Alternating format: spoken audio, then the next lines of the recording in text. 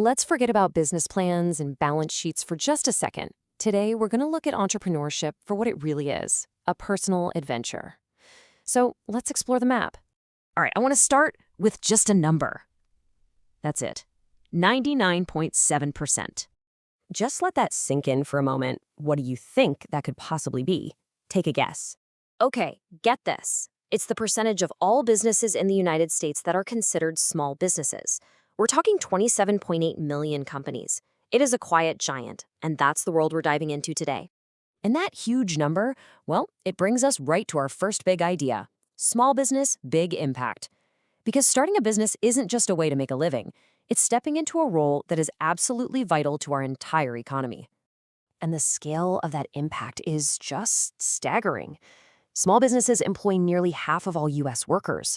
They hire 43% of all high-tech employees, scientists, engineers.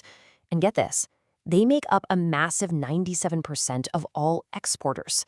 The power of small is, well, it's enormous. So if this is the world you're thinking about jumping into, who do you need to be? That brings us to the entrepreneur's mindset. Because before you can build the what, you have got to understand the who. And that who is you. At its very core, an entrepreneur is a person willing to create value while assuming both the risks and the rewards for their efforts. It really boils down to that willingness to step into the unknown for a potential payoff. And the act itself, entrepreneurship, is a 4-stage process. It's defined as the relentless pursuit of an opportunity. And that word, relentless, is key. It's a journey, right? Not just a single event.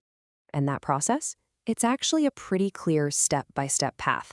It all starts with identifying an opportunity. Then you gather the resources you need, you execute your plan, and finally, you harvest the value that you've created. But who is the person walking this path? Well, author Michael Gerber says that every founder is basically 3 people in one, wearing 3 different hats. So the real question is, which one of those hats is leading your decisions?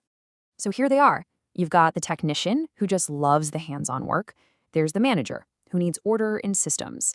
And then there's the entrepreneur, who's always living in the future, dreaming of what the business could become. Now here's the challenge. The person who starts the business is almost always the technician, the expert baker, the master coder. But the person who grows the business has to be the entrepreneur. Real success isn't about being just one of these. It's about finding a way to balance all 3. And the biggest difference between them is just their point of view. The technician is all about the present, asking, how do I do this work right now? But the entrepreneur, they're focused on the future, asking a much bigger question. How must this whole business work? All right, so once you start to understand your own mindset, the quest can really begin. It's time for section 3, finding your big idea. Now, a big idea can take a lot of different shapes, but they usually fall into one of 3 buckets. You can find a new market for something that already exists, you can invent a totally new technology, or you can create new benefits that just improve on what's already out there. But where do these ideas actually come from?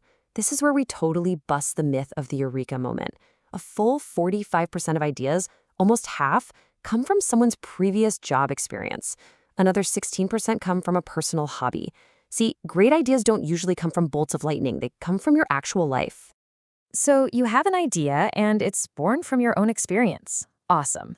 But now for the crucial next step, figuring out, will it actually work? This is where you face the trials and tests. To figure that out, there are 2 main ways to look at your idea. First, there's the outside-in approach. That's where you start by looking at the market, what problems or needs are out there. Then there's the inside-out approach, where you start with yourself. What are your unique skills, your passions, your resources? And bringing those 2 perspectives together? Well, that requires a simple but really powerful tool, the SWOT analysis. It basically gives you a quick snapshot of your idea's potential by looking at your internal strengths and weaknesses against the external opportunities and threats. And here's how it all connects so neatly. Your strengths and weaknesses, that's your inside-out view, what you're bringing to the table. And the opportunities and threats, that's the outside-in view, the reality of the marketplace. The magic, of course, happens when your personal strengths line up perfectly with a real market opportunity. Okay, you've tested your idea and it actually holds up. It's solid. Now it's time for our final section, playing to win and choosing your strategy. So, at a really high level, you have two main ways to play the game. You can go with a cost-based strategy where you aim to be the cheapest, most affordable option out there, or you can choose a differentiation-based strategy where you compete by being completely unique and offering value that nobody else can. But strategy isn't just about winning the next customer. It's about building something that's going to last. Ultimately, this whole journey is about your legacy. And this quote captures it perfectly. An entrepreneur's true legacy is the value they create and the integrity they embody. So, we've covered the mindset, the idea, the analysis, the strategy, the whole map. But every great adventure has to start somewhere. The journey begins with a single step. And the only question left is, what's yours going to be?